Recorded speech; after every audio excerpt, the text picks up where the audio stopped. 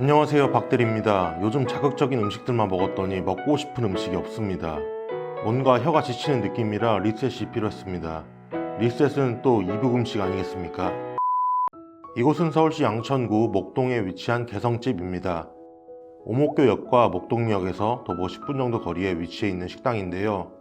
정확히는 모르겠지만 40년 정도 된 식당으로 알고 있습니다. 간판부터 참 투박하죠. 식당으로 들어가 보면 테이블석과 철푸덕석이 나뉘어져 있는데요.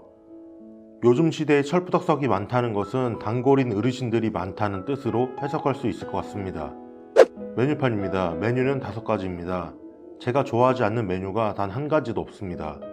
소머리 국밥은 전날 저녁에 먹었으니까, 보쌈은 혼자 먹기엔 좀 부담되니까, 빈대떡은 막걸리 생각나니까 등 별 핑계를 대다가 결국 만둣국 하나를 부탁드렸습니다. 주문과 동시에 차와 배추김치를 주셨습니다.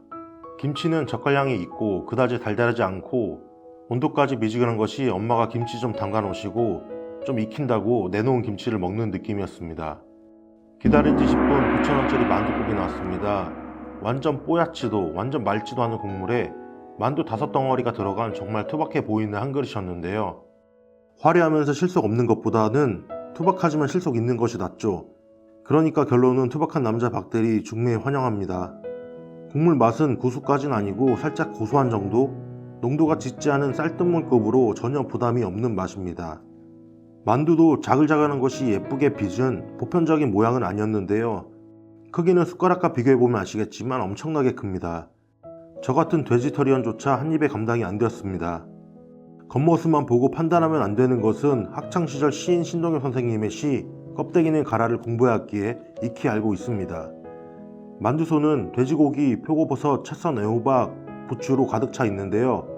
잘게 다진 돼지고기의 쫄깃쫄깃한 식감과 맛, 그보다 더한 표고버섯의 쫄깃한 식감과 담백함, 애호박의 자연스러운 단맛과 촉촉함, 부추의 고급지고 절제된 향이 아우러져 아주 땡땡한 알맹이였습니다.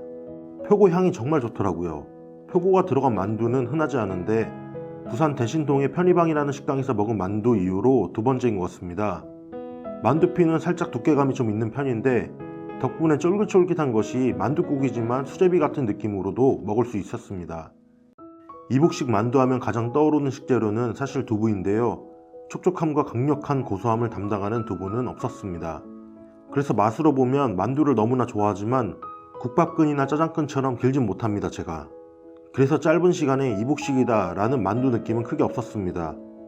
그렇지만 자주 먹는 분식 스타일, 한식 스타일, 일식 스타일, 중식 스타일에 비해서 확실히 슴슴함은 가지고 있는 편입니다. 정말 재료 본연의 맛이 입안 가득 그대로 느껴지는데 보통 재료 본연의 맛이 난다 라고 이야기하면 맛없는 것을 돌려 말한다고 많이들 생각하시더라고요.